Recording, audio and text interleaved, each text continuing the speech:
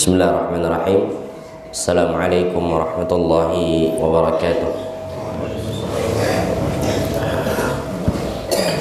Alhamdulillahi rabbil alamin.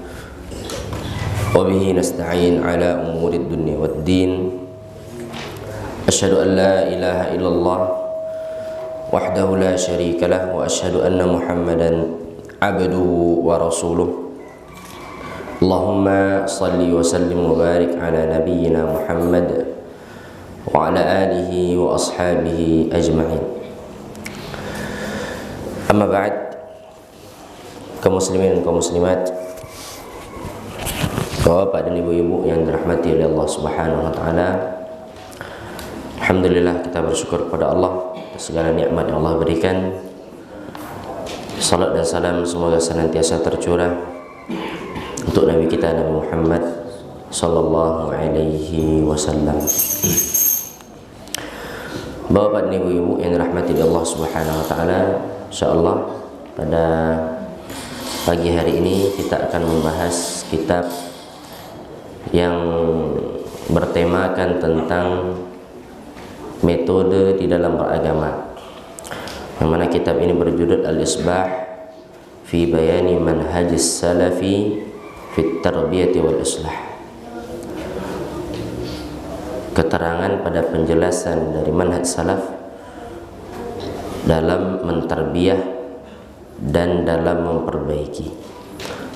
Kitab ini dikarang oleh Syekh Abdullah bin Shalih Al-Ubailan hafizahullah taala. Bapak dan ibu-ibu rahimani wa rahimakumullah, kita bacakan muqaddimah yang ditulis oleh beliau. Sebagaimana biasa, beliau mulai dengan khutbatul hajah, kemudian beliau mengatakan thumma amma ba'du. Adapun setelah itu, maka sesungguhnya di antara kewajiban ahlul ilmi adalah al-qiyam bi amrillahi ta'ala, menegakkan perintah Allah Subhanahu wa ta'ala, ta'liman wa dirasatan, ya, dengan cara dia mengajarkan ilmu. Jadi tugas orang yang berilmu itu adalah mengajarkan ilmu. Kama qala ta'ala, sebagaimana Allah Subhanahu wa taala berfirman dalam surat Ali Imran ayat 79, "Ma kana li basharin an yu'tiyahu Allahu al-kitaba wal hukma wan nubuwah, thumma yaqulu lin-nas kunu 'ibadan li min dunillah. Walakin kunu rabbaniyina bima kuntum tu'allimuna al-kitaba wa bima kuntum tadrusun." Dan tidaklah bagi seseorang ketika Allah berikan kepadanya Alkitab, Al-Quran, wal hukma, ya, dan sunnah, wan nubuwah, dan kenabian, kemudian dia berkata kepada manusia, jadilah kalian semua hambaku dari selain Allah Subhanahu wa ta'ala.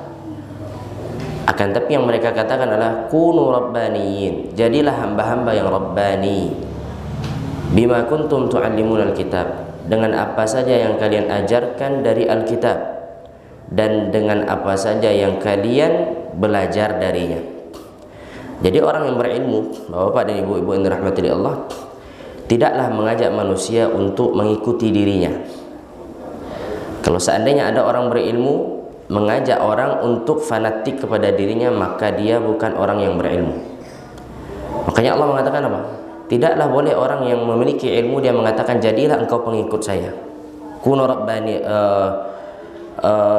jangan jadilah kalian hamba kepadaku. Tidak boleh. Akan tapi hendaknya dikatakan kepada manusia, jadilah kalian orang-orang yang rabbani. Ya, jadilah kalian orang-orang yang rabbani. Wa dzalika yatatallab minhum ad-da'wah ila Allah. Dan itu yang dituntut dari orang yang berilmu, yaitu berdakwah kepada jalan Allah Subhanahu wa taala sebagai bentuk mensucikan syariat, ya, dan jalan. Dan tidaklah mereka berbicara tentang Allah atau atas Allah kecuali dengan hak. Wa yuhadziru min tariqi ulama'il yahud alladzina yalbisuna al-haqqa bil batil. Kemudian para ulama yang benar senantiasa memperingatkan manusia agar menjauhi jalannya para ulama Yahudi yang mencampurkan antara hak dan yang batil. Sebagaimana firman Allah, ya, wa yaktumunahu, dan disimpan kebenaran disimpan atau diselewengkan kebenaran tersebut, atau mereka poles kebenaran tersebut, mereka tafsirkan dengan lisan mereka. Sebagaimana firman Allah Subhanahu wa taala, wa mimman khalaqna ummatun yahduna bil haqq wa bihi ya'dilun. Dan dari siapa saja khalaqna, kami ciptakan ummatun, satu umat, yahduna bil haqq, mereka mendapat petunjuk dengan kebenaran, wa bihi ya'dilun, dan dengannya pula mereka melenceng. Maknanya apa ya? Orang-orang Yahudi dan Nasrani di zaman mereka bukan tidak mendapatkan kebenaran, mereka dapat kebenaran. Namun apa? Namun mereka tergelincir, ya, mereka berpaling dari kebenaran. Bukan tidak ada utusan Allah yang datang kepada mereka, tidak ada. Namun mereka berpaling daripada utusan Allah Subhanahu wa taala. Nabi sallallahu alaihi wasallam bersabda, "La tazalu ta'ifatun min ummati qa'imatan bi amrillah." Akan ada satu kelompok dari umatku ini yang senantiasa menegakkan perintah Allah. Berkata Imam Bukhari rahimahullah ta'ala, yang dimaksud dengan satu kelompok ini adalah hum ahlul ilmi, mereka adalah para ahlul ilm. Makanya orang yang berilmu itu tidak boleh takut dengan perkataan manusia, tidak boleh khawatir, ya, kalau saya sampaikan ini nanti manusia tidak senang dengan saya tidak diundang lagi, ya, atau manusia tidak mau lagi menghadiri majelis ilmu saya. Nggak boleh, ya. Ahli ilmu itu harus berucap yang benar, ya, mesti akan ada. Kalau seandainya tidak kita di barisan itu, maka Allah akan datangkan orang lain. Rugi tidak kita? Rugi. Agama ini tidak butuh kepada kita. Pemahaman yang benar ini tidak membutuhkan kita. Kita mau belajar, itu keuntungan bagi diri kita. Kita tidak mau, ya kita yang rugi. Allah tidak akan bertambah kekuasaannya dengan kita mempelajari agama ini, dan tidak pula berkurang kekuasaannya dengan kita tidak mau mempelajari agama ini. Jadi manfaatnya kembali kepada diri masing-masing. Kalau kita tidak di sini, maka Allah akan carikan ganti, atau Allah akan berikan orang yang akan menegakkan agama Allah Subhanahu wa taala. Maka jangan sampai kita merasa bahwasanya agama Allah ini tegak karena individu seseorang. Agama Allah ini tegak karena jasa ini, jasa itu. Tidak ada pun mereka. Allah akan mesti adakan, Allah akan persiapkan satu kelompok, satu kumpulan manusia yang akan menegakkan perintah Allah Subhanahu wa taala. Waqala Az-Zuhri, berkata Imam Az-Zuhri rahimahullah, kama kana ulama'una yaqulun, dahulu para ulama kita mengatakan al-i'tisamu bis sunnati najatun, atau al-i'tisamu bis sunnati huwan najah, berpegang dengan sunnah Nabi adalah keselamatan. Berpegang kepada sunnah Nabi adalah keselamatan. Berkata Imam Malik bin Anas rahimahullah ta'ala, as-sunnatu safinatu Nuh, sunnah itu layaknya kapal Nabi Nuh. Man rakibaha najah, siapa yang naik di atas kapal itu, mengendarai kapal tersebut, maka dia akan selamat. Wa man takhallafa anha ghariqa, siapa yang tidak mau naik, ya, maka dia akan tenggelam. Ini perumpamaan. Maka sunnah ini yang akan menyelamatkan diri seseorang. Kalau seandainya kita ditanya mana yang lebih butuh, ya, Al-Quran ke sunnah atau sunnah ke Al-Quran? Al-Quran ke sunnah. Al-Quran lebih membutuhkan sunnah daripada sunnah kepada Al-Quran. Bukan kita merendahkan Al-Quran, enggak. Cuman kalau seandainya Al-Quran diturunkan kemudian tidak ada Nabi yang menjelaskan, apakah kita bisa memahaminya? Tentu akan banyak cara beribadah nanti. Kalau seandainya Al-Quran saja yang Allah turunkan kemudian pemahamannya diserahkan kepada masing-masing, maka apakah mungkin ada salat subuh 2 rakaat ini? Tidak. Kenapa? Karena yang Allah perintahkan hanya menegakkan salat. Bagaimana caranya? Tidak Allah terangkan dalam Al-Quran. Namun Allah terangkan di dalam hadis Nabi Sallallahu Alaihi Wasallam. Makanya Al-Quran lebih butuh kepada sunnah. Kenapa? Karena sunnah adalah penafsir dari Al-Quranul Karim. Ya, sunnah adalah menafsirkan Al-Quran. Dan sunnah itu juga termasuk wahyu. Maka Al-Quran dan sunnah itu harus sejalan. Ya, tidak bisa dikatakan ini yang lebih penting, ini yang lebih penting. Kami ini hanya Al-Quran saja. Tidak. Harus sejalan Al-Quran dan sunnah. Karena Allah turunkan Al-Quran dan Allah utus Nabi, dan tujuan Nabi diutus adalah sebagai penjelas dari Al-Quranul Karim. Maka sunnah Nabi ini layaknya kapal Nabi Nuh. Berarti orang berpegang dengan sunnah selamat. Kalau orang yang berpegang dengan Al-Quran saja, apakah ada jaminan keselamatan? Tidak ada. Ya. Dia mengatakan kami ini pedoman kami hanya Al-Quran saja. Apakah ada jaminan keselamatan bagi orang-orang yang mengatakan seperti itu? Tidak ada. Kenapa? Karena kalau dia mengatakan Al-Quran saja, dari mana dia belajar banyak hal masalah fikih, tata cara ibadah, tata cara muamalah, ya, tentu akan luput darinya kebaikan yang sangat banyak. Maka ikutlah kita ke dalam, atau ikutlah kita menaiki kapal ini, agar kita tidak tenggelam dengan berbagai macam fitnah, berbagai macam hal-hal yang tidak jelas, hal-hal yang rancu. Kaum muslimin dan kaum muslimat rahimani wa rahimakumullah. Wa dzalika anna sunnata wasyari'ata, dan itu dikarenakan bahwasanya sunnah dan syariat dan jalan dia adalah as-siratul mustaqim.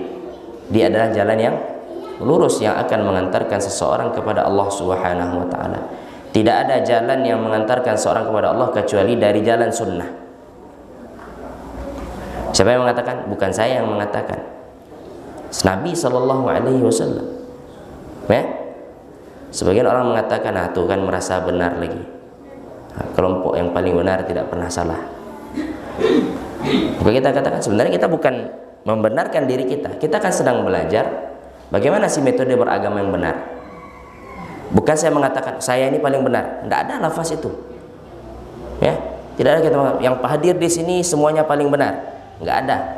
Kita hanya belajar. Ini metode yang benar. Kalau kita mau kita ikuti. Kita tidak mau, ya silahkan. Pilihan ada di tangan kita. Allah tidak pernah memaksa seseorang harus ini harus itu. Tidak ada. Allah mensyariatkan. Adapun kita mau mengikuti, itu adalah kebaikan untuk diri kita. Bapak dan ibu-ibu rahimani wa rahimakumullah, maka dikatakan tadi sunnah, syariat dan minhaj itu adalah jalan yang akan mengantarkan seorang kepada Allah Subhanahu wa taala.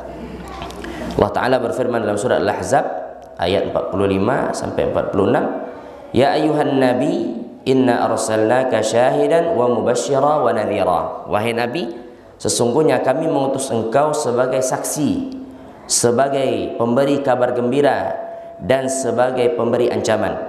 Wa da'iyan ilallahi biiznihi, dan sebagai penyeru kepada jalan Allah dengan izin Allah Ta'ala. Wa sirajan munira, dan sebagai lampu yang menerangi, cahaya yang menerangi. Kemudian Allah Ta'ala juga berfirman dalam surat Al-An'am ayat 153, wa anna hadha sirati mustaqiman fattabi'uh, dan bahwasanya ini adalah jalanku yang lurus, maka ikutilah dia. Jalan siapa? Jalan Nabi. Jalan Nabi. Kalau seandainya Bapak dan Ibu dirahmati Allah Ta'ala, Allah tidak turunkan Nabi, mungkin tidak kita faham apa yang Allah maksudkan? Tidak. Atau malaikat yang Allah utus untuk mengajarkan kita, mungkin kita faham? Tidak mungkin. Kenapa? Ghaib, tidak bisa lihat. Diutusnya seorang Nabi Itu sebagai apa? Panutan dan sebagai contoh kita. Maka Allah mengatakan apa? Bahwasanya ini jalanku yang lurus. Jalanku maksudnya di sini adalah jalan Nabi. Wala tattabi'us subula, dan janganlah kalian mengikuti jalan-jalan yang banyak. Fatafarraqa bikum an sabilih, maka kalian akan bercerai-berai dari jalannya. Jalan siapa? Jalan Nabi. Bapak yang dirahmati Allah, sebelum adanya kelompok-kelompok sekarang, Islam di masa pertama itu berapa macam keislamannya? Satu kan? Islam siapa? Islam Nabi Sallallahu Alaihi Wasallam. Berlalunya masa mulai ada ya, kelompok 1, kelompok 2, kelompok 3, kelompok 4. Akhirnya banyak. Sampai ke sini pun banyak, tidak terhitung jumlah ya pemahaman-pemahaman ini. Maka jaminan kebenaran hanya ada pada jaminan Islam yang seperti di zaman Nabi. Islam yang seperti di zaman Nabi. Adapun Islam yang menyelisih jalan Nabi SAW yang sangat banyak itu, metode yang sangat banyak itu, maka dia akan menjadikan manusia berpaling dari jalan Nabi SAW. Kemudian Allah mengatakan, "Dzalika wassaqum bihi la'allakum tattaqun." Dan dengan itu kami wasiatkan kalian dengannya, ya, agar kalian bertakwa kepada Allah Subhanahu wa taala. Dan kebiasaan para ulama dari masa ke masa adalah mereka menulis buku. Ya. Buku tentang manhaj ini banyak, atau tentang akidah kita katakan. Di antara mereka menamakan bukunya dengan As-Sunnah. Seperti Imam Ahmad bin Hanbal rahimahullah taala. Atau di antara mereka ada menamakan bukunya Al-I'tisamu bil Kitab wa Sunnah, berpegang teguh dengan kitab dan sunnah. Sebagaimana kitab ini yang dinukil atau yang dibuatkan oleh Imam Al-Bukhari dalam kitab sahih beliau. Kitab Al-I'tisam bil Qur'ani wa Sunnah. Au yufriduna laha abwaban min kutubil hadis, atau diberikan judul tersendiri dari kitab hadis. Maka tujuan mereka mengarang buku ini untuk mengingatkan kita bahwasanya apa? Ada generasi terbaik yang mesti kita tiru. Ada orang yang mesti kita contoh. Ada orang yang mesti kita jadikan panutan, teladan. Dan tujuan mereka mengarang kitab juga sebagai bantahan bagi orang-orang yang menyimpang daripada jalan yang lurus yang telah ditentukan oleh Nabi sallallahu alaihi wasallam. Jadi itu hal yang biasa sebenarnya. Ya. Ketika ada orang yang salah kemudian dikritik, dikomentari, itu hal yang biasa.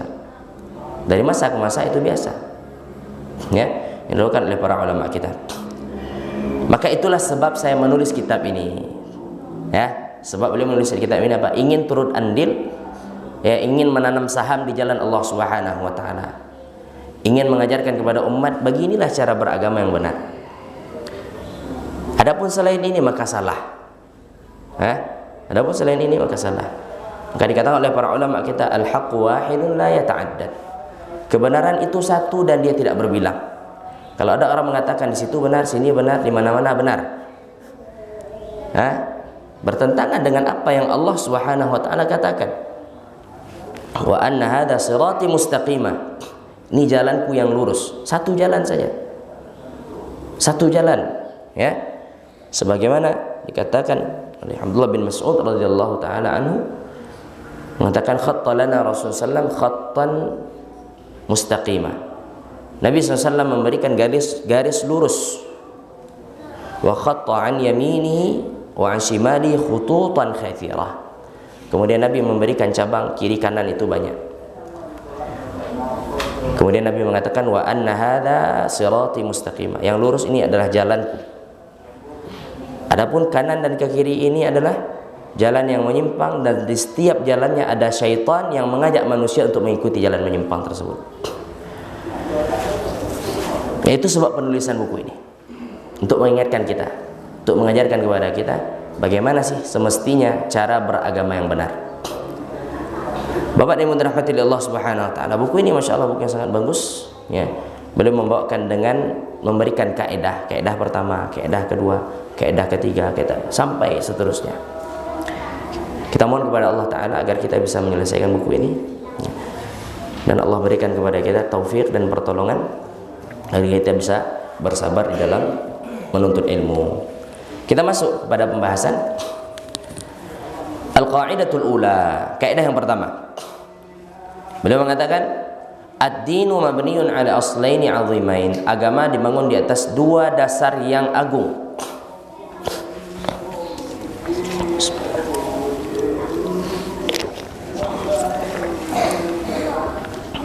Agama dibangun di atas dua dasar yang agung. Yang pertama adalah al-ikhlas, dan yang kedua adalah al-mutaba'atu lin Nabi sallallahu alaihi wasallam. Mencontoh kepada Nabi sallallahu alaihi wasallam. Sebagaimana tadi malam juga sudah kita singgung, bahwasanya ikhlas itu dalam hadis yang pertama, ya kan, innamal a'malu binniyat, dan mencontoh Nabi ini ya pada hadis yang kelima, man 'amila 'amalan laisa 'alaihi amruna fahuwa raddun. Siapa yang melakukan amalan yang tidak ada perintahnya dari kami, maka dia tertolak.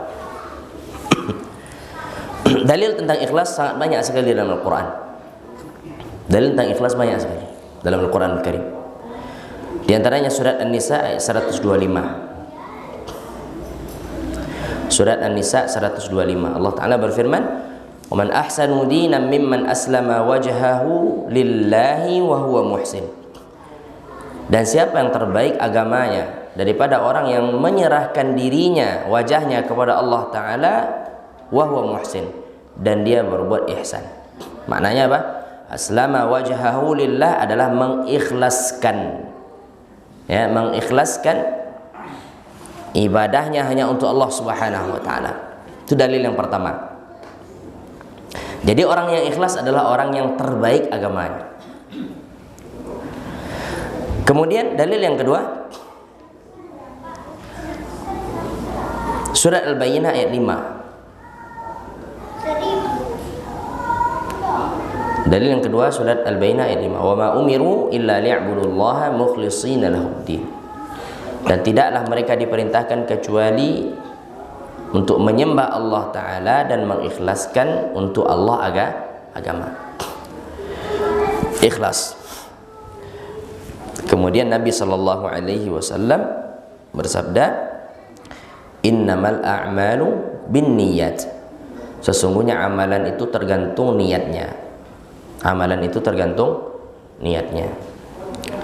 Itu dalil yang menjelaskan tentang pentingnya keikhlasan.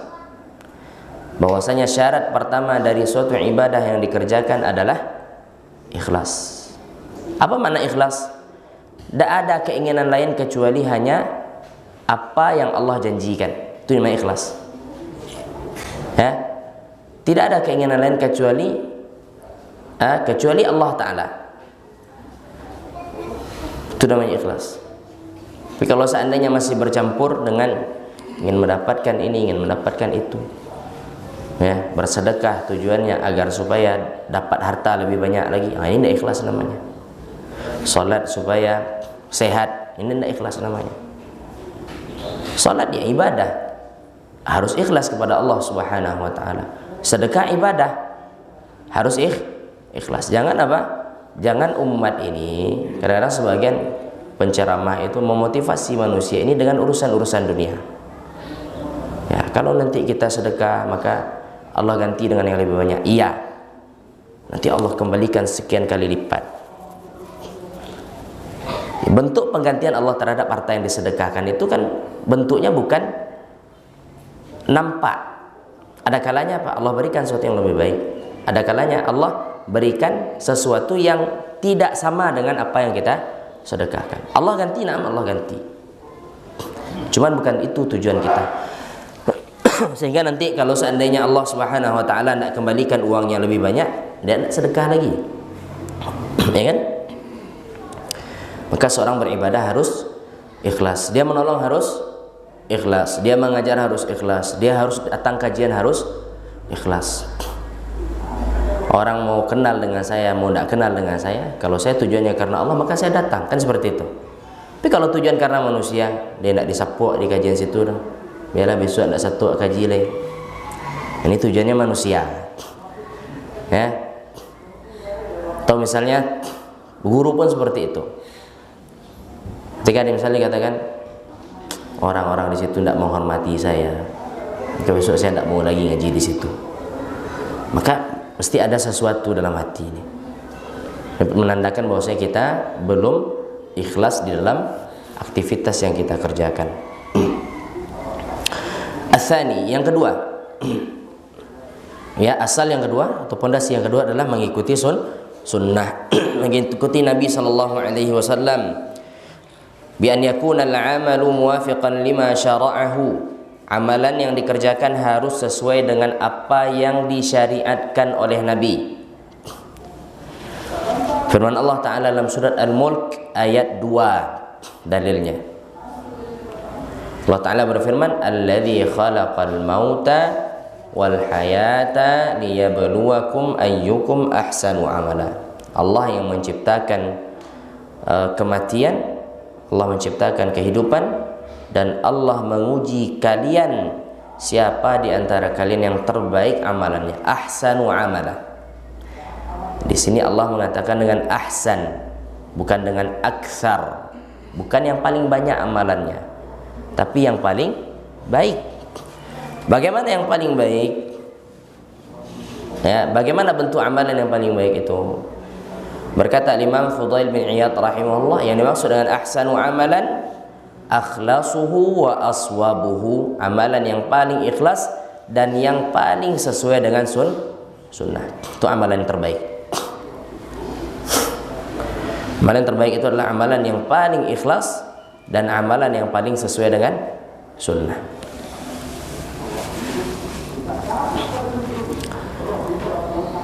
Ditanyakan kepada beliau, apa yang dimaksud dengan paling ikhlas dan yang paling sesuai, yang paling benar? Maka beliau mengatakan, al-khalisu makana lillah. Yang ikhlas itu apabila diperuntukkan untuk Allah, itu namanya ikhlas. Al-khalisu makana lillah. Al-khalis adalah apa yang diperuntukkan untuk Allah Ta'ala, was-shawab, dan yang benar, makana ala sunnah, apa yang di atas sunnah. Ya. Jadi ahsanu amala maksudnya apa? Ikhlas dan sesuai dengan sunnah. Sebagaimana ditafsirkan oleh Al-Imam Al-Fudail bin Iyad rahimahullah ta'ala. Allah Subhanahu wa ta'ala juga memerintahkan kita untuk mengikuti Nabi, ya. Jadi perintah mengikuti Nabi ini, ya, dari Allah Subhanahu wa ta'ala. Yang menyuruh kita untuk mengikuti Nabi itu adalah Allah. Allah Ta'ala berfirman dalam surat Ali Imran ayat 31, "Qul in kuntum tuhibbunallah fattabi'uni yuhibbukumullah wa yaghfir lakum dzunubakum." Katakanlah wahai Muhammad, jikalau kalian mencintai Allah, maka ikutilah aku, maka Allah akan mencintai kalian dan mengampuni dosa kalian. Nah, ini keutamaan mengikuti sunnah. Ya, keutamaan mengikuti Nabi. Orang yang mengikuti Nabi adalah orang yang dicintai oleh Allah Ta'ala. Orang yang mengikuti Nabi, maka mereka adalah orang yang diampuni oleh Allah Subhanahu Ta'ala. Dan kita berusaha, ya. Kalau seandainya dikatakan, oh kami ini, ya, pasti benar 100%, tidak ada manusia yang pasti benar. Siapapun tidak ada. Maka kebenaran itu, Bapak dan Ibu dirahmati Allah Subhanahu wa taala, tidak bisa diperoleh dari individu-individu orang. Kebenaran yang mutlak itu Al-Qur'an, Sunnah, kemudian sahabat. Sahabat kenapa kita pastikan dia benar? Allah yang memastikan mereka benar. Bukan kita yang bukan kita yang mengatakan sahabat itu benar, enggak. Allah langsung yang mengatakan dalam Al-Qur'an bahwasanya sahabat itu adalah orang yang benar. Orang yang benar keimanannya dan orang yang pasti masuk surga. Pasti masuk surga. Allah Ta'ala memerintahkan kita untuk mengikuti Nabi. Kemudian Nabi SAW juga mengatakan, man amila amalan laisa alaihi amruna fahuwa rad. Hadis yang semalam kita bahas. Siapa yang melakukan suatu amalan yang tidak ada contohnya dari kami, maka dia tertolak. Maka Bapak yang dirahmati Allah, manusia itu dilihat dari dua asal ini, ikhlas dan mutaba'ah, itu terbagi menjadi 4 pembagian. Yang pertama adalah orang yang ikhlas dan orang yang sesuai dengan sunnah amalannya. Maka ini orang yang benar-benar beribadah kepada Allah. Amalannya seluruhnya karena Allah Ta'ala, ya, dia berucap karena Allah Ta'ala, dia memberi karena Allah, ya, dia tidak memberi juga karena Allah, dia mencintai karena Allah, dia membenci karena Allah. Muamalahnya secara zahir, ya, dia muamalahnya secara zahir ditujukan karena Allah Subhanahu wa taala, ingin mendapatkan pahala dari Allah Subhanahu wa taala. Dia tidak ingin, ya, dari manusia ini ucapan terima kasih dan balasan.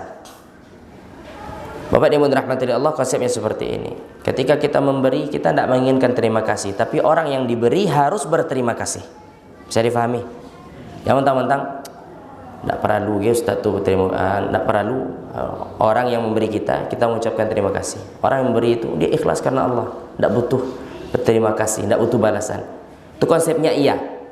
Tapi apa? Orang yang diberi harus dia membalas dengan yang lebih baik. Jadi jangan mentang-mentang orang beri kita, kemudian kita tahu dalil ini, tidak terima kasih orang sudah menolong kita, membantu kesulitan kita, melapangkan kesulitan kita, kesempitan kita. Maka orang yang dibantu disyariatkan harus berterima kasih. Orang yang membantu tidak boleh mengharapkan terima kasih. Sehingga apa? Ketika orang tidak berterima kasih, dia tidak berkecil hati. Ya, sebagaimana firman Allah Ta'ala, innama nut'imukum liwajhillah, kami memberi makan kepada kalian itu karena Allah Ta'ala, la nuridu minkum jazaan wala syukura, dan kami tidak menginginkan dari kalian balasan, dan kami juga tidak menginginkan dari kalian ucapan terima kasih. Artinya apa? Tujuan saya ini Allah Ta'ala, kalian mau berterima kasih itu pahala bagi kalian. Kalian tidak mau berterima kasih, saya tidak rugi, itu maknanya. Saya kita pahami. Tapi kalau seandainya berkecil hati pula kita karena orang tidak berterima kasih, mesti ada sesuatu dalam hati, ya. Nah itu banyak terjadi. Misalnya nih, pengurus satu lembaga. Nah, berkembangnya lembaga ini, akhirnya apa? Orang yang merintis tidak dianggap lagi. Berkecil hati? Tidak boleh. Jangan dia mengatakan, saya yang merintis, kenapa saya tidak diberikan jabatan apa segala macam? Kenapa saya tidak dipandang? Kenapa saya tidak dihormati? Berarti ada masalah, ya. Kalau seandainya keadaannya demikian, jadi ini harus sesuai. Bapak yang dirahmati Allah, orang yang memberi tidak mengharapkan terima kasih, orang yang diberi harus mengucapkan terima kasih.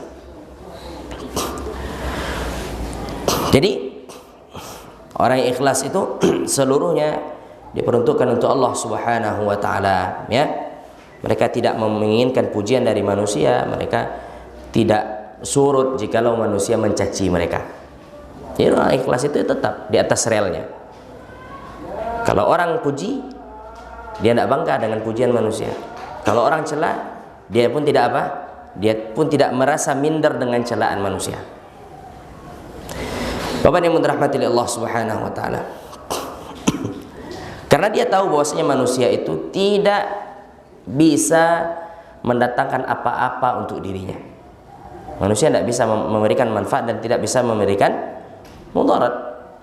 Manusia yang hidup saja tidak bisa memberikan manfaat kepada orang dan tidak bisa memberikan mudarat kepada orang, apalagi orang yang sudah mati. Ya. Orang hidup saja tidak bisa memberikan manfaat. Contohnya orang sakit. Orang sedang sakit, kemudian dia datang ke dokter ini, dokter. Bisa dokter menyembuhkan? Tidak bisa. Dokter hanya sebab. Yang menyembuhkan siapa? Allah Subhanahu wa taala. Kalau seandainya dokter bisa menyembuhkan, tentu setiap orang pergi ke dokter langsung sembuh. Ini menandakan bahwasanya dokter tidak menyembuhkan. Dokter hanya sebab kesembuhan, dan yang memberikan sembuhan adalah Allah. Manusia saja tidak bisa memberikan manfaat. Bagaimana ini sakit kemudian doa kepada wali yang ada di kuburan. Pak wali, ini dah lama sakit, tolong sembuhkan. Mana akal? Wali itu hidup saja belum tentu dia bisa menjadi penyebab kesembuhan. Belum tentu. Ini bagaimana dia sudah mati? Bapak yang dirahmati Allah Subhanahu wa taala. Kayak itu dia. Orang yang pertama adalah orang yang ikhlas dan orang yang beramal sesuai dengan sunnah. Ini adalah ringkas saja. Kemudian yang kedua, man la ikhlasa lahu wa la mutaba'ah. Sudah tidak ikhlas, tidak juga mencontoh Nabi. Melakukan bid'ah dan riya pula dalam melakukan bid'ah, itulah contohnya. Allah beribadah tidak sesuai dengan sunnah, kemudian ingin dipuji pula. Maka dikatakan amalannya tidak sesuai dengan sunnah, tidak ikhlas dan tidak sesuai dengan sunnah. Seperti ka'amal al-mutazayyinina lin-nas al-mura'ina lahum bima lam yusyarri'uhu Allah wa rasuluhu. Seperti amalan orang-orang yang riya, membaguskan amalannya ingin dilihat oleh manusia. Sementara amalan yang dia kerjakan itu tidak disyariatkan oleh Allah dan tidak disyariatkan oleh Rasul. Wa haula syirarul khalqi wa amqatuhum ilallah. Mereka adalah seburuk-buruk manusia dan orang yang paling Allah murkai. Contohnya apa? Dia banyak buat bid'ah tapi mengaku ahlu sunnah. Ini contohnya. Ingin disebut ahlu sunnah. Padahal apa? Cerminan ahlu sunnah tidak ada pada diri dia. Mengolok-olok sunnah, tidak nampak sunnah dari zahir dia. Ya, dari keseharian tidak nampak dia menghidupkan sunnah. Kemudian ingin dikatakan, ingin dipuji dia sebagai ahlu sunnah. Ini orang-orang seperti ini. Sudah tidak sesuai dengan sunnah, tidak pula ikhlas. Ya. Allah Subhanahu wa taala berfirman, "La tahsabanna alladhina yafrahuna bima ataw wa yuhibbuna an yuhmadu bima lam yaf'alu. Fala tahsabannahum bimafazatin minal 'adzab wa lahum 'adzabun alim." Dan janganlah engkau mengira orang-orang yang bergembira dengan apa yang mereka kerjakan dari perbuatan, senang dengan apa yang mereka kerjakan dari perbuatan. Wa yuhibbuna ayyuhmadu, dan mereka ingin dipuji. Ya, mereka ingin dipuji dengan perbuatan tersebut. Bima lam yaf'alu, mereka ingin dipuji terhadap sesuatu yang tidak mereka kerjakan. Ya. Fala tahsabannahum, maka jangan engkau kira mereka bimafazatin minal 'adzab, bisa lolos dari azab, selamat dari azab. Walahum azabun alim, dan bagi mereka Allah siapkan azab yang pedih. Nah, ini yang sifat seperti ini berbahaya. Sudah tidak berbuat ingin dikatakan sebagai orang yang berbuat. Karajo ndak ado tapi ingin lo dipuji. Ya kan? Ini berbahaya sekali.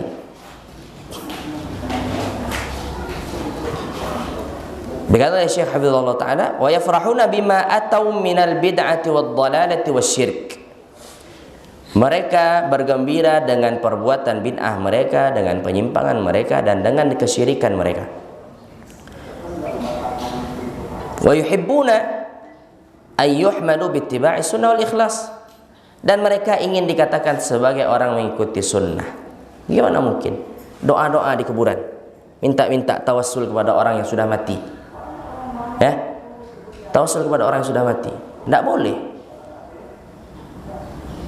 Kemudian Allah mengatakan Allah beristiwa di atas arsy misalnya, berada di atas langit, beristiwa di atas arsy. Kemudian dia mengatakan, oh tidak bisa. Dipelintir dengan akal mereka. Kemudian mereka mengatakan ahlu sunnah itu ini dan ini. Ini dia. Sudah berbuat bid'ah, kemudian ingin dipuji sebagai ahlu sunnah. Wa hadha ad-darbu yakthuru fi man inharafa min al-muntasibina ila al-ilm wal faqr wal ibadah. Dan kebanyakan orang yang seperti ini adalah orang yang menisbahkan diri mereka kepada ilmu, kepada kefakiran dan kepada ibadah. Fa innahum yartakibuna al-bid'ah wad dalalat war riya' was sum'ah. Mereka ya, melakukan bid'ah, kesesatan, riya dan sum'ah. Riya ingin dilihat dan sum'ah ingin didengar. Dan mereka ingin dipuji atas apa yang mereka kerjakan, ya, dengan mengatakan mereka orang ikhlas, mereka orang yang sesuai dengan sunnah. Padahal mereka adalah orang yang jauh daripada apa yang mereka ungkapkan, apa yang mereka klaim. Itu orang yang kedua. Ini seburuk-buruk manusia. Sudah tidak beramal ingin dipuji sebagai orang yang beramal. Tidak beramal saja ini sudah musibah. Bagaimana ditambah dengan ingin pujian manusia dengan amalan bid'ah yang dikerjakan? Ini musibah. Musibah di atas musibah. Kemudian pembagian yang ketiga. Man huwa mukhlisun fi amali lakinnahu ala ghairi mutaba'atil amr. Dia ikhlas tapi tidak sesuai sunnah. Seperti orang bodoh beribadah. Ya, sebagaimana kita katakan semalam, orang bodoh beribadah apa? Kami kan beribadah, mengalu dilarang-larang kami tidak ikhlas ibadahnya, ya kan? Kami ingin pahala dari Allah Ta'ala, mengalu ibadah wak dilarang-larang. Maka yang banyak terjerumus dalam hal ini adalah orang bodoh yang ingin beribadah banyak. Nah, biasanya terjerumus kepada tidak sesuai dengan sunnah. Ikhlasnya bagus misalnya, ikhlasnya bagus, dia ingin Allah Ta'ala berikan dia pahala, dia ingin masuk surga dengan amalan tersebut. Namun apa sayang amalan tersebut tidak sesuai dengan sunnah.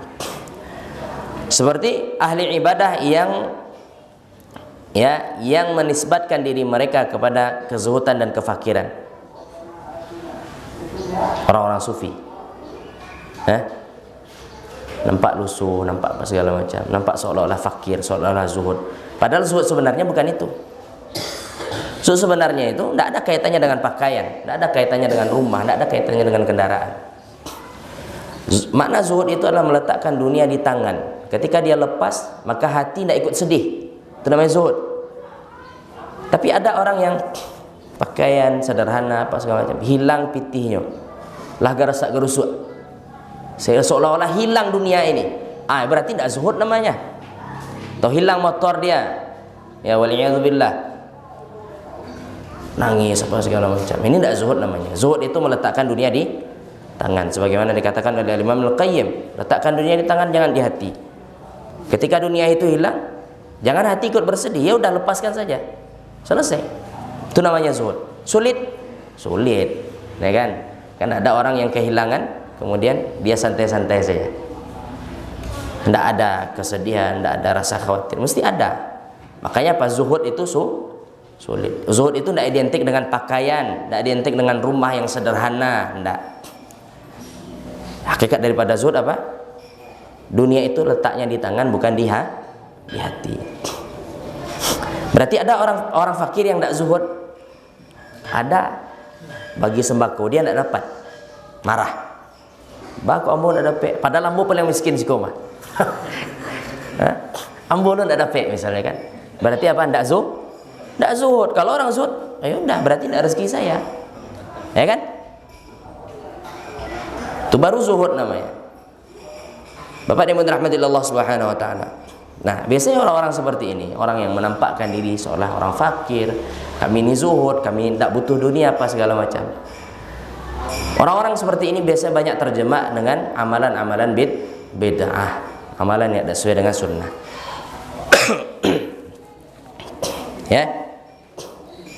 Wa kullu man 'abada Allah bi ghairi amrihi wa i'taqada ibadatuhu hadhihi qurbatun ila Allah wa'taqadaha ibadatahu hadhihi qurbatan illallahi ta'ala fahadha haluhu kaman yadhunnu anna sama'al muka' wa tasdih qurbah. Orang-orang seperti ini yang menyangka bahwasanya apa yang dikerjakan ini adalah ibadah kepada Allah, sama saja keadaan mereka seperti orang-orang yang menangis, orang-orang yang menampar pipi dengan tujuan untuk beribadah kepada Allah, meratap seperti yang dilakukan oleh orang-orang Syiah. Apa yang mereka harapkan dari ratapan tersebut? Pahala kan? Mereka pukul badan mereka, mereka meratap, mereka menganggap itu ibadah. Maka bukan ibadah, tidak sesuai dengan sunnah Nabi.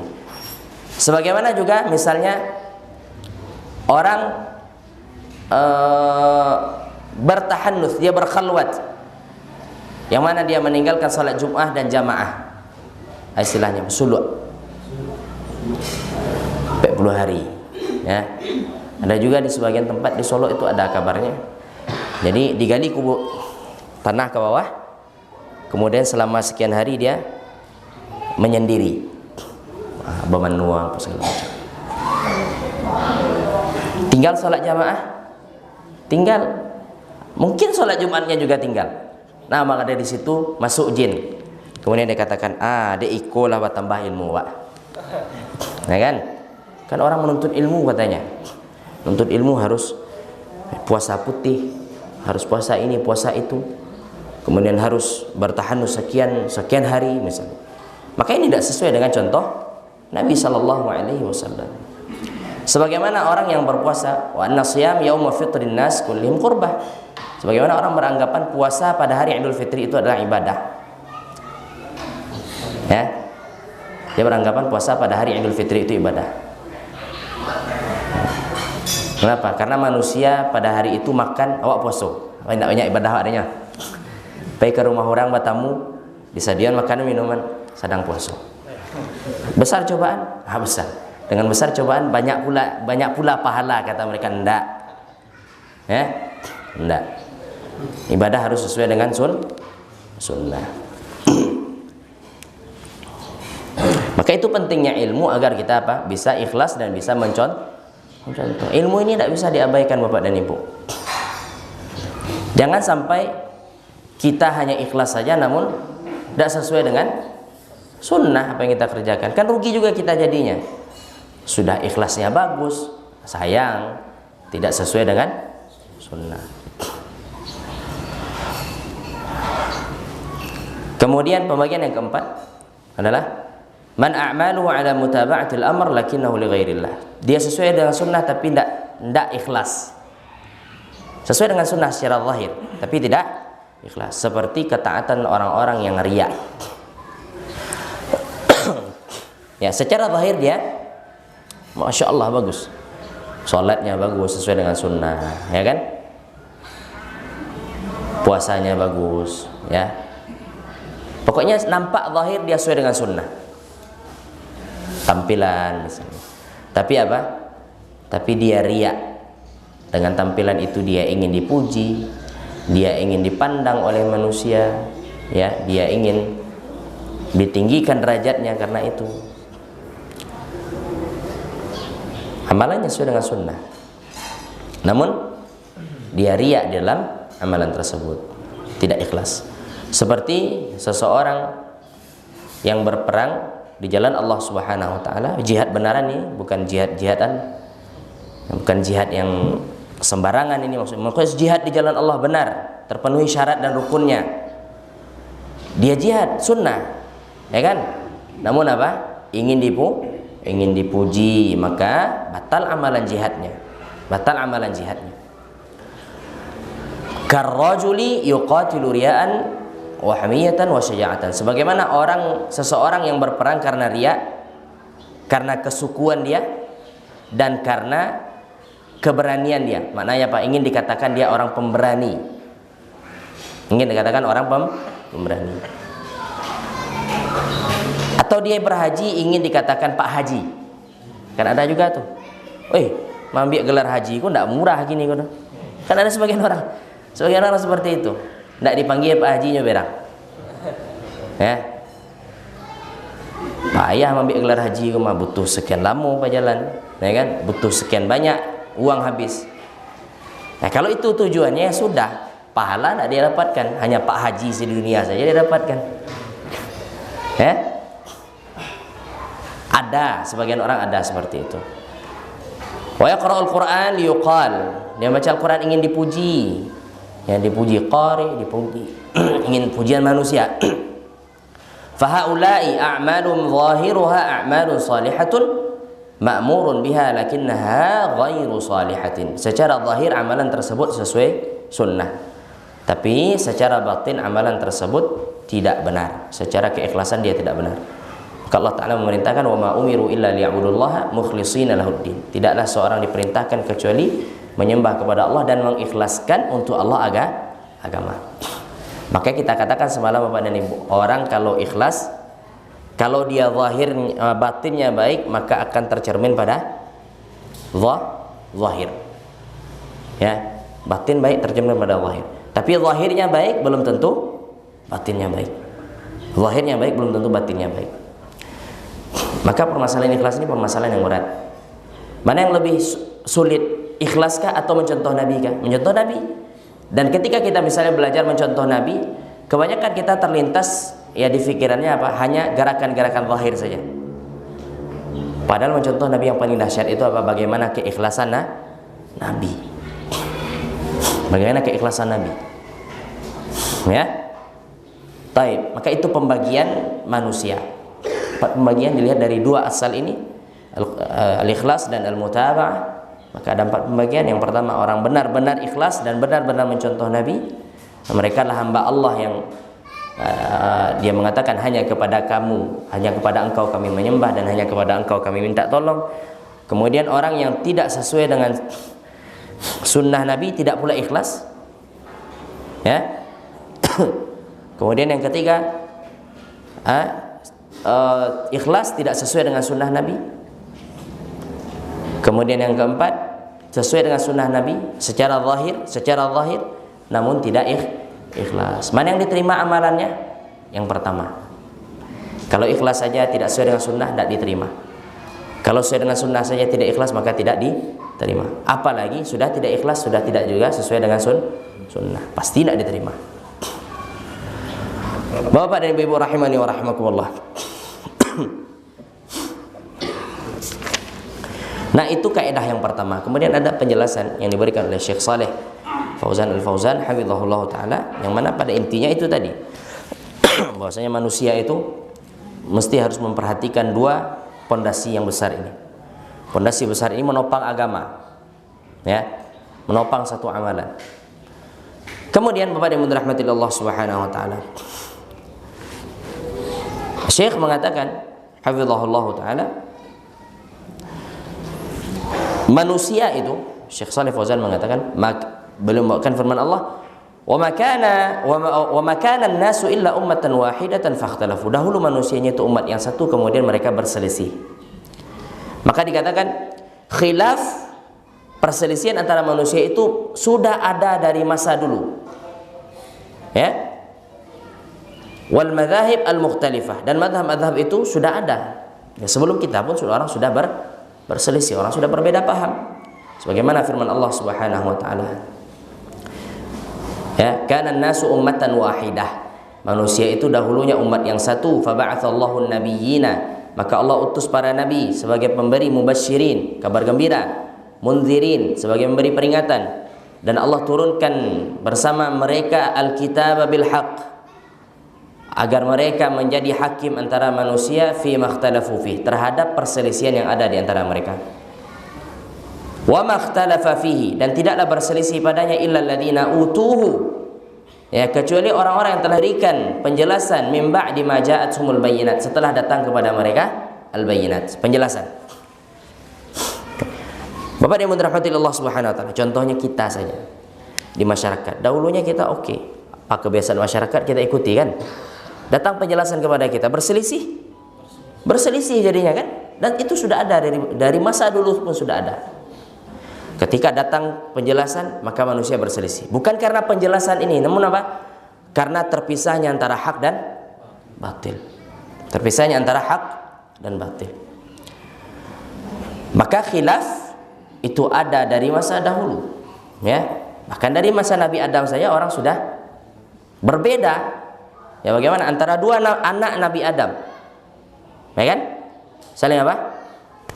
Bunuh, saling bunuh membunuh, Qabil dan Habil, ya kan? Saling bunuh membunuh. Sudah ada khilaf, sudah ada perseteruan antara manusia, sudah ada dari masa dulu pun sudah ada. Maka tidak bisa manusia ini harus satu warna, harus satu pikiran, tidak bisa. Karena itu sudah sunnatullah. Sudah sunnatullah bahwasanya manusia itu berbeda. Walakin min rahmatillah, akan tapi dari rahmat Allah taala, ya, di antara bentuk rahmat Allah Subhanahu wa taala, Allah utus kepada manusia para rasul dan Allah turunkan kepada mereka Alkitab agar mereka bisa menjadi hakim, ya, agar para nabi itu bisa menjadi penentu antara manusia yang berselisih. Dia mengatakan kami yang paling benar, ini mengatakan kami yang paling benar. Jadikan Al-Quran dan Sunnah sebagai penengah. Benarkah Anda sesuai dengan Al-Quran dan Sunnah? Lihat pada Al-Quran dan Sunnah. Itu maknanya. Ya. Fal minhaj al-musil ila Allah Ta'ala subhanahu wa ta'ala as-siratul mustaqim wahid la ikhtilafa fi. Jalan yang akan mengantarkan kepada Allah Ta'ala itu satu dan tidak bercabang. Syekh. Ini tentu sesuai dengan apa yang dikatakan oleh Nabi Sallallahu Alaihi Wasallam. Adapun madhab-madhab pemikiran, madhab akidah, madhab fikih, itu kan banyak, ya, banyak. Allati hiya min wad'il bashar wa min ara'il bashar, dan itu adalah letak, yang meletakkannya adalah manusia, dan itu adalah pemikiran manusia. Dan itu tidak terbatas, tidak terhingga. Kenapa? Karena manusia banyak, pemikiran juga banyak. Setiap kelompok, ya, menciptakan metode baru dalam beragama. Ya, akan tapi jalan menuju Allah itu satu jalan saja, jalan para rasul. Bapak dan Ibu dirahmati Allah Subhanahu wa taala. Lihatlah cara beragama umat Islam ini.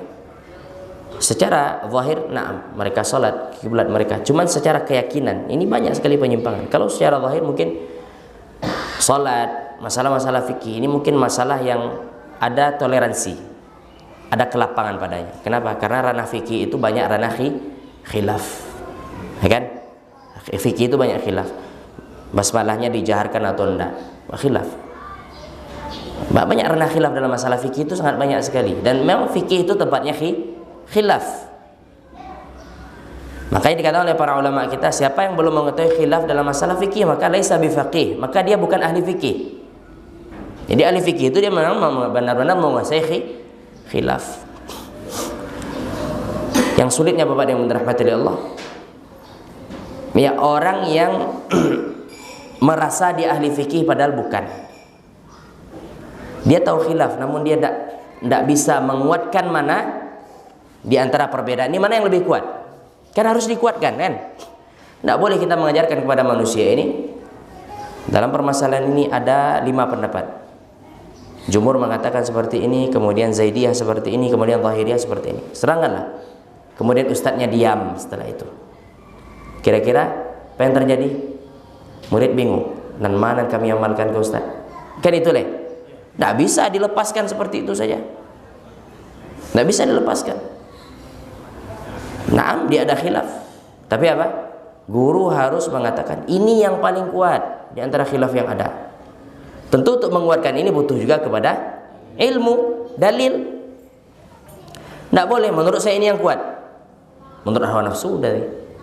Enggak, dia harus sesuai dengan dalil.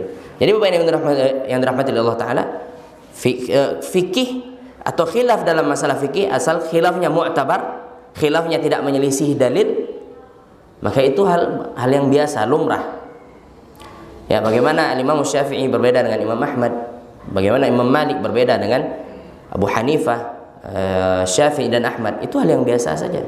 Bagi para ulama hal yang biasa, selama ranahnya masih dengan dalil, maka khilafnya masih dianggap mu'tabar. Karena khilaf itu ada juga yang tidak mu'tabar, Bapak dan Ibu. Ya, khilaf itu ada yang tidak mu'tabar. Contohnya misal ya, masalah celana di bawah mata kaki. Sebagian para ulama mewajibkan, mengharamkan di bawah mata kaki, sebagian memakruhkan. Ini khilaf mu'tabar di kalangan para ulama. Naam, khilaf mu'tabar. Namun yang lebih kuat dia haram dengan dalil. Kemudian datang orang dan mengatakan, oh, celana di atas mata kaki itu budaya orang Arab. Nah, karena dulu jalan di padang pasir, tidak bisa baju terjun-terjuntai, barik berjalan. Ini khilaf, ini tidak bisa dipakai yang satu ini. Kenapa? Karena tidak dianggap lagi. Contoh lagi misalnya masalah cadar. Ada 2 pendapat, wajib dan sunnah. Ada orang mengatakan, oh, cadar itu budaya Arab. Batu, karenanya padang pasir, makanya harus butuh menutup wajahnya. Ini khilaf, ini tidak bisa kita pakai. Jangan dikatakan ini sebagai khilaf. Tidak mu'tabar lagi ini khilafnya ini. Ya? Tidak mu'tabar lagi. Maka khilaf yang boleh dianggap dalam masalah fikih itulah khilaf yang mu'tabar, khilaf yang ada dalil yang menyokongnya. Ada dalil yang menyokongnya. Kemudian khilaf dalam masalah akidah tidak boleh. Ya. Dalam masalah akidah seorang tidak boleh berselisih. Ya, contohnya apa? Pembahasan Allah beristiwa di atas arsy. Oh, ada sekian pendapat. Tidak ada sekian pendapat, satu pendapat saja dalam masalah akidah. Pendapat yang menyelisihi dalil, maka itu pendapat yang menyimpang. Ya? Ada dua khilaf katanya. Ini tidak khilaf namanya. Dalam masalah akidah tidak ada khilaf. Akidah itu satu saja. Ya. Nah, dalam masalah fikih kita katakan masalahnya lah lapang. Bapak yang dirahmati Allah Subhanahu wa taala. Contoh misalnya jenggot. Jenggot masalah apa? Fikih kan? Enggak ada kaitannya dengan akidah. Hah? Ada kaitannya dengan akidah? Kecualinya mengecehan jenggot. Oh, enggak ada sunnahnya dari Nabi. Masalah akidah berarti keyakinan enggak benar. Tapi kalau dia berkeyakinan dia sunnah, tapi saya enggak bisa pelihara jenggot. Saya enggak bisa. Tabiat saya enggak bisa. Atau saya malu misalnya. Apakah dia dikeluarkan dari akidah yang benar karena dia tidak berjenggot? Hah? Tidak. Tidak. Ini kita ingin memahamkan. Kadang-kadang sebagian kita terlalu ekstrim. Nan bajanggui itu yang betul. Ya kan? Dia benar mengikuti sunnah, na'am. Tapi apa? Tapi memelihara ini tidak ada kaitannya dengan akidah. Tidak ada kaitannya dengan akidah. Selama dia masih mengakui ini sunnah, dia belum mampu kerjakan bagaimana? Itu urusan dia dengan Allah Ta'ala. Makanya kalau seandainya dikatakan Arab Saudi secara keseluruhan, maka dia di atas manhaj salaf akidahnya. Buktinya apa? Kesyirikan diperangi, tidak boleh. Ya, tidak boleh membuat bid'ah. Kan tidak ada bid'ah di sana. Ya, terlebih di Makkah dan Madinah, tidak ada. Tapi lihat orang-orangnya, ada yang isbal, ada yang potong jenggot. Itu maksiat namanya, Bapak dan Ibu dirahmati Allah. Ya, kalau dalam fikih pembawaannya kepada maksiat. Anda tidak sholat, ya Anda maksiat kepada Allah Ta'ala. Ya, tidak mau mengerjakan perkara yang wajib, ini sudah berdosa. Berdosa, ini maksiat namanya. Tapi kalau seandainya pemikiran akidahnya yang menyimpang, wah ini tidak bisa. Ya, tidak bisa. Bisa kita pahami ini. Mungkin agak aneh terdengar ya. Lalu Ustaz, bukarik lah jangbimu sudah aku. Kalau jangbiku tidak sebagai apa? Tidak ada itu juga maknanya. Ya, Bapak yang dirahmati Allah Subhanahu wa taala. Kemudian Allah Subhanahu wa taala berfirman ya sebagaimana ayat tadi surat Al-An'am 153. Kemudian Syekh Shalih Fauzan mengatakan jalan yang mengantarkan seorang kepada Allah itu satu jalan. Jalan siapa? Allah terangkan dalam surat Nisa ayat 69. Allah Ta'ala berfirman, alladzina an'ama Allah, orang-orang yang Allah beri nikmat atas mereka, minan nabiyyin, dari para nabi, was-siddiqin, daripada para orang-orang yang siddiq, wasyuhada, orang-orang yang mati syahid, was-salihin, orang-orang yang salih, wa hasuna ulaika rafiqa, dan mereka adalah sebaik-baik teman. Jadi jalan mereka yang harus kita ikuti, jalan mereka. Baik, Bapak dan Ibu dirahmati Allah Subhanahu wa taala. Maka itu penjelasan kita pada bab atau kaidah yang pertama. Kaidah yang pertama kita bahas secara ringkas saja. Kaidah yang pertama apa? Harus sesuai dengan Al-Qur'an dan Sunnah. Harus sesuai dengan Al-Qur'an dan wallahu ta'ala. Cukup insyaallah taala 6:30. Semoga apa kita sampaikan pada pagi hari ini bermanfaat. Terlebih dan terkurang mohon maaf. Kepada Allah Ta'ala ana minta ampun. Wa sallallahu wasallam wa baraka ala nabiyina Muhammad wa ala alihi wa sahbihi ajma'in. Subhanakallahumma wa bihamdika asyhadu an la ilaha illa anta astaghfiruka wa atubu ilaik. Assalamualaikum warahmatullahi wabarakatuh.